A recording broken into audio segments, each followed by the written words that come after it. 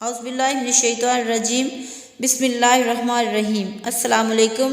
ایک secondary school کے head master کہتے ہیں کہ میں نے اسکول کے باہر لکھوا دیا کہ اسکول کی عمارت پر لکھائی کرنا منع ہے۔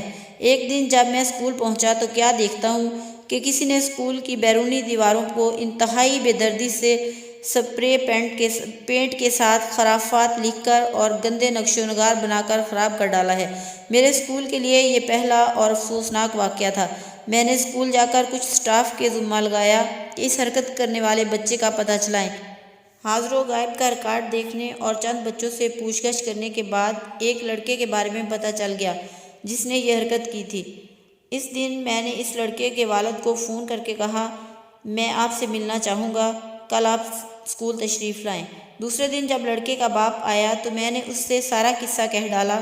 باپ نے اپنا بیٹا بلوانے کے لیے کہا۔ بیٹے کے آنے کے بعد اس نے بڑے دھیمے سے لہجے میں اس سے تصدیق کی۔ لڑکے نے اعتراف کیا تو باپ نے وہیں بیٹھے بیٹھے ایک رنگ ساز کو فون کر کے بلایا، دیواروں کو پہلے جیسا رنگ کرنے کی بات کی، مجھ سے اپنے بیٹے کے رویے کی معافی مانگی، اجازت لے کر اٹھا اور اپنے بیٹے کے سر پر شفقت سے پیار کیا اور دھیمی سی آواز میں اسے کہا، بیٹا اگر میرا سر اونچا نہیں کر سکتے تو کوئی اور کام تو ایسا نہ کرو جس سے میرا سر نیچے ہو، اور یہ کہتے ہوئے چلا گیا۔ میں نے دیکھا کہ لڑکے نے اپنا منہ اپنے دونوں ہاتھوں میں چھپا لیا تھا، واضح دکھائی دے رہا تھا کہ وہ رو رہا ہے۔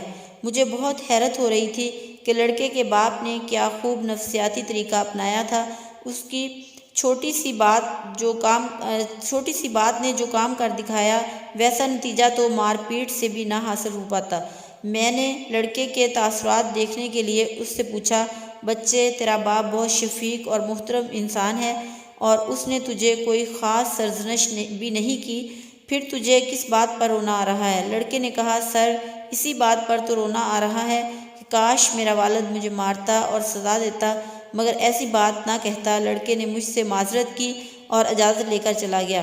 پھر میں نے دیکھا کہ اس بچے نے میرے اسکول میں اعلیٰ کارکردگی دکھائی اور ہر کلاس میں ٹاپ کیا۔ سچ کہا کسی نے کہ اولاد کو پیار محبت سے سمجھانا چاہیے، نہ کہ ڈنڈے سے یا گالم گلوچ سے۔